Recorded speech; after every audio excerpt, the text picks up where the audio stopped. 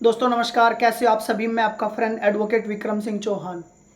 दोस्तों आज एक बहुत ही इंपॉर्टेंट टॉपिक पे हम लोग बात करने वाले हैं और जो हमारे टॉपिक का टाइटल है वो है आर्टिकल 32 ऑफ आवर कॉन्स्टिट्यूशन, हमारे संविधान का अनुच्छेद 32। ये एक बहुत ही पावरफुल टूल हमें दिया गया है।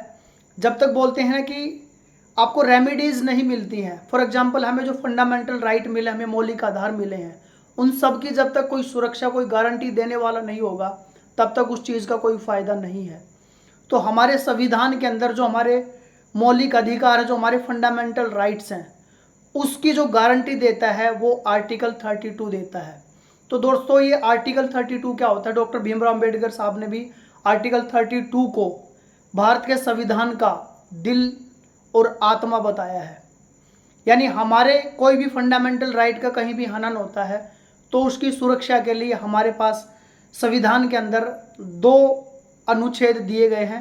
एक आर्टिकल 32 जिसके थ्रू हम डायरेक्ट सुप्रीम कोर्ट में जाके अपना पिटीशन लगा सकते हैं, कंप्लेंट कर सकते हैं, और दूसरा है आर्टिकल 226 जिसके थ्रू हम डायरेक्ट जिस भी स्टेट से हम बिलोंग करते हैं उस स्टेट के हाई कोर्ट में जाके डायरेक्ट पिटीशन लगा सकते हैं।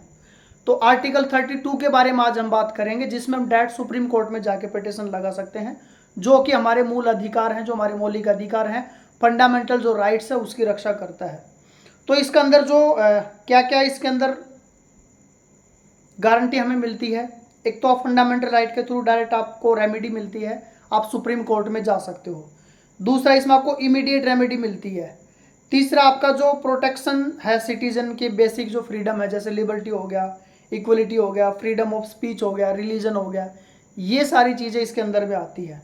अब कौन कौन सी रिट आर्टिकल 32 के अंदर आती है? सबसे पहले आता, आपने हिबिस कॉर्पस सुना होगा, यानी किसी को अगर गलत तरीके से बंदी बना लिया गया, मान लीजिए किसी पुलिस ऑफिसर ने किसी व्यक्ति को अरेस्ट कर लिया, उसको डिटेंशन कर लिया, और अगर वो 24 घंटे के अंदर उसको कोर्ट के सामने प्रेजेंट नहीं करता है तो हम डायरेक्ट जाके आर्टिकल 32 के अंदर सुप्रीम कोर्ट में पिटीशन लगा सकते हैं। किसी फला व्यक्ति को पुलिस ने गिरफ्तार किया था, 24 घंटे से ज़्यादा हो गए हैं और उसको अब तक कोर्ट में प्रेजेंट नहीं किया गया है, तो वहाँ से सुप्रीम कोर्ट डायरेक्ट ऑर्डर दे सकता है कि इस व्यक्ति को हमारे सामने प्रेजेंट किया जाए, अब तक उसको 24 घंटे के अंदर कोर्ट में प्रेजेंट क्यों नहीं किया गया है। दूसरा होता है मैंडेमेंस, यानी सुप्रीम कोर्ट किसी भी ऑफिसर को ऑर्डर दे सकता है, परमादेश जिसको हम बोलते हैं, परम आदेश यानी सबसे बड़ा आदेश। सुप्रीम कोर्ट से ऊपर कोई भी कोर्ट इंडिया के अंदर नहीं है। तो माननीय उच्च न्यायालय, जो सर्वोच्च न्यायालय जिसको हम सुप्रीम कोर्ट बोलते हैं, वो किसी भी ऑफिसर को आज्ञा दे सकता है कि आप अपनी ये ड्यूटी कीजिए।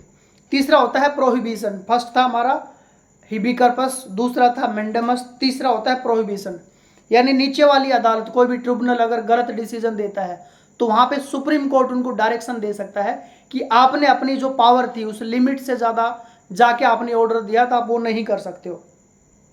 चौथा होता है कर्टियोरी, यानी आप निचली अदालत ने कोई ऑर्डर दिया है तो उसको सुप्रीम कोर्ट क्वेश्चन कर सकता है, उसकी अथॉरिटी नहीं है, अगर उसने कोई दे दिया है तो सुप्रीम कोर्ट का जो ऑर्डर है वो सर्वोपरि होता है, तो वो उस ऑर्डर को कैंसिल कर सकता है।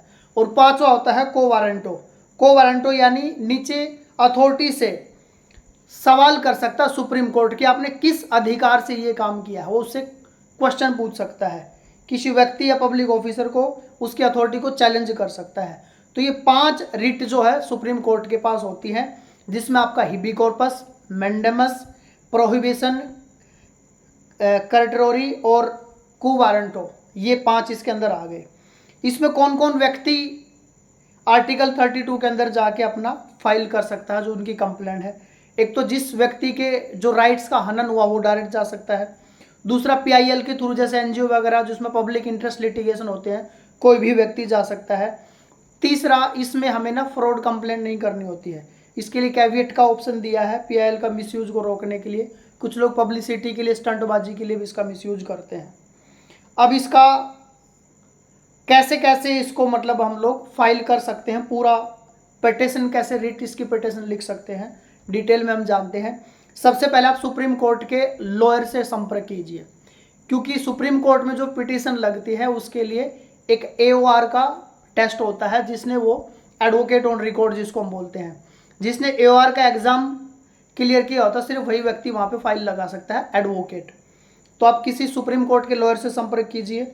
उसके बाद अपनी जो भी आपकी ड्राफ्ट या पिटीशन उसको प्रॉपर अपनी ड्राफ्टिंग कराइए, जिसमें आप अपनी पूरी डिटेल लिखेंगे कि आपके किस फंडामेंटल राइट का हनन हुआ है, आर्टिकल 21 का, 14 का, 19 का, पूरी डिटेल आप वहाँ पे मेंशन करेंगे। सारे फैक्चुअल जो डिटेल वो आप वहाँ पे देंगे कि भाई क्या डेट्स थी, क्या इवेंट थी, किस गवर्नमेंट ने, किस अथॉरिटी ने क्या एक्शन लिया है, आप कौन सी चीज़ों को रिप्रेजेंट करना चाह रहे हो, आपके लीगल ग्राउंड क्या क्या है, कौन सा आपके जो लीगल अथॉरिटीज़ थी या जो आपके राइट्स है जिसका हनन हुआ है, आपको क्या रिलीफ चाहिए, वो भी आप पूरा उसमें मेंशन करेंगे। तो इस प्रकार से आप प्रॉपर अपना एक ड्राफ्ट वहाँ पे तैयार करेंगे। उसके बाद आप अपना एफिडेविट और सारे अपने डॉक्यूमेंट देते हो। एफिडेविट में आपका वेरिफिकेशन एफिडेविट हो गया, रिलेवेंट जो भी आपके डॉक्यूमेंट हो गया, कोई ऑर्डर हो गया, कोई कोर्ट का नोटिस हो गया, कोई एफआईआर हो गया, कोई मेडिकल रिपोर्ट हो गई, कोई भी रिकॉर्ड जो आपको वहाँ पे रिप्रेजेंट करना, वो सारा आपको देना होता है। लिस्ट, डेट और विटनेस, सारी चीज़ें आपको वहाँ पे देनी होती है। उसके बाद आप वकालतनामा अपनी अथॉरिटी, जिस भी एडवोकेट के थ्रू आप वहाँ पे पिटीशन लगाते हो, वो आप वहाँ पे लगाते हो। एंट्रीम रिलीफ आप मांग सकते हो, अगर कोई ऐसा मामला जिसमें अर्जेंसी है तो आप एंट्रीम यानी अग्रिम वहाँ पे रिलीफ मांग सकते हो। तो इंटरिम रिलीफ में आप अपना कोर्ट से इमीडिएट अर्जेंट मैटर के लिए आप रिक्वेस्ट कर सकते हो। उसके बाद कोर्ट आपकी हियरिंग करता है, सारे पहलू समझता है, कोर्ट को लगता है, सुप्रीम कोर्ट को, कि भी आपने जेन्युइन तरीके से चीज़ें प्रेजेंट की है, तो वो वहाँ पे फिर उसके बाद जजमेंट देता है। तो क्या क्या राइट्स हमें आर्टिकल 32 के अंदर मिलते हैं। रिलीज इलीगल डिटेंशन, अगर किसी व्यक्ति को गलत तरीके से बंदी बनाया गया है, बंदी प्रत्यक्षीकरण हिबे कॉर्पस, तो वहाँ हम डायरेक्ट सुप्रीम कोर्ट में जा सकते हैं। पब्लिक जो अथॉरिटी है उसको अपनी ड्यूटी परफॉर्म करने के लिए सुप्रीम कोर्ट डायरेक्शन दे सकता है। क्वेश्चनिंग ऑफ इलीगल ऑर्डर, अगर कोई गलत ऑर्डर दिया गया है निचली अदालत ने या किसी अथॉरिटी ने, तो उसकी क्वेश्चनिंग कर सकता है।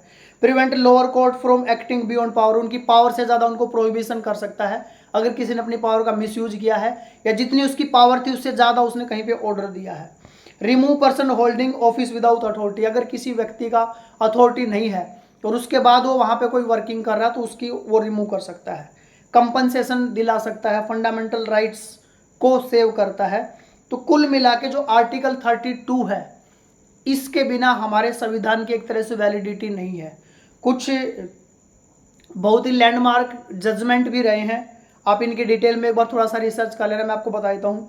सबसे पहला लैंडमार्क जजमेंट आया था AK गोपालन वर्सेस स्टेट ऑफ मद्रास, ये 1950 के अंदर आया था। तो इसके अंदर क्या था कि early narrow view on personal liberty and remedies के ऊपर ये जजमेंट आया था। दूसरा Menaka Gandhi versus union of India 1978 के अंदर आया था, जब मेनका गांधी का पासपोर्ट जब्त कर लिया था। तो ये भी एक बहुत ही इंपॉर्टेंट जजमेंट है, आप इसके बारे में भी रिसर्च कर सकते हो। तीसरा आया था हुसैन नारा खातून केस 1980 के अंदर आया था, जिसके अंदर PIL दी गई थी अंडर आर्टिकल 32 के अंदर, जिसके बारे में भी हम लोग डिस्कस कर रहे हैं। उसके बाद नेक्स्ट आया था ADM जबलपुर का 1976 में, जिस टाइम पे इंडिया के अंदर इमरजेंसी लगी हुई थी उस टाइम पे ये ऑर्डर आया था। और एक और बहुत ही महत्वपूर्ण case Anand Bharati versus state of Kerala का एक जजमेंट आया था 1973 के अंदर। तो ये कुछ इंपॉर्टेंट जजमेंट है। और आर्टिकल 32 जो है आपके लीगल राइट्स को, आपके फंडामेंटल अधिकार को, इन सारी चीज़ों को जो है आपका सेव करता है। तो एक बहुत ही इंपॉर्टेंट आर्टिकल है। और मैंने आपको बताया था कि बाबा साहब भीमराव अम्बेडकर जी ने भी इसको हमारा जो कॉन्स्टिट्यूशन है उसका दिल और उसका आत्मा बताया था।